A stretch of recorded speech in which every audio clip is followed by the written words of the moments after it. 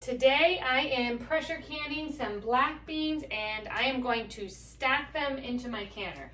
So I have my beans here that have been soaking overnight. So they're actually filling this entire pot. They've came all the way up to the top. They've expanded quite a bit. That's what that long soak does, is they do absorb some of those waters and they break down the phytic acid so that it is easier to digest your beans. So I always try and do a really long soak when I'm canning beans. Today I'm going to stack my jars in the canner, so I'm going to try and get 12 pint-sized jars into the canner. And they'll fit nicely. It just matters if my math was right with my beans, if I soaked enough beans. But you do need to have an additional rack to be able to stack your jars in the canner. So the canner will come with a rack at the bottom, and then you need to purchase an additional rack. I think they come in a 2-pack on the website to be able to stack jars with using the tanker.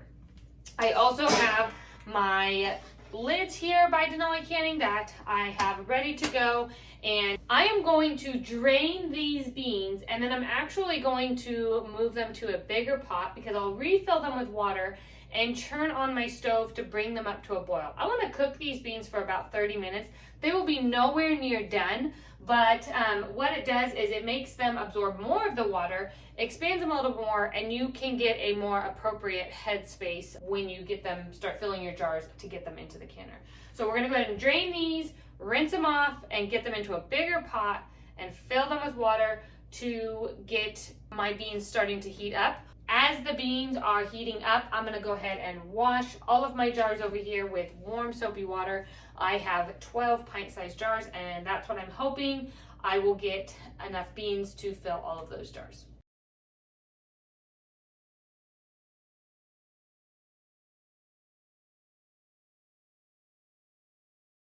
Okay, the beans have been cooking here for about 30 minutes. I've got all my jars nice and washed and warm, and I am going to fill each of my jars. So I'm going to fill them to the beans about 3/4 the way full in each of the jars, because they are going to expand quite a bit more when they're in the canner.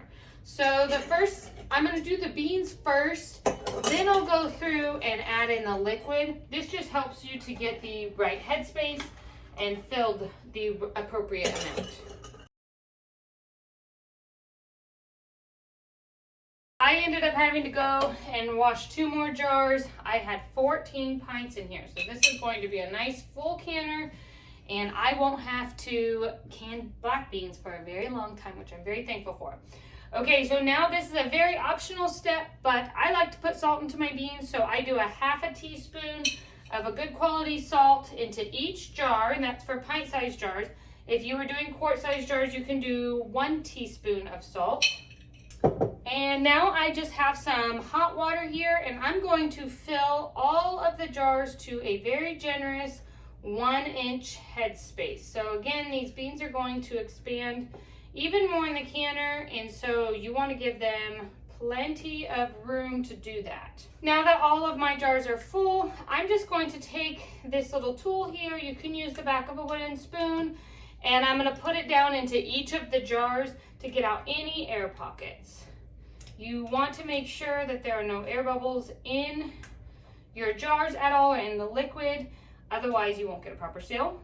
Okay, now I have a clean dish towel here, and I'm just going to wipe the rims of my jars. I want to make sure that I get off any food particles off of the rims of my jar, or you will not get a proper seal. Since this isn't a sticky food, I'm just using a little wet rag here that's clean.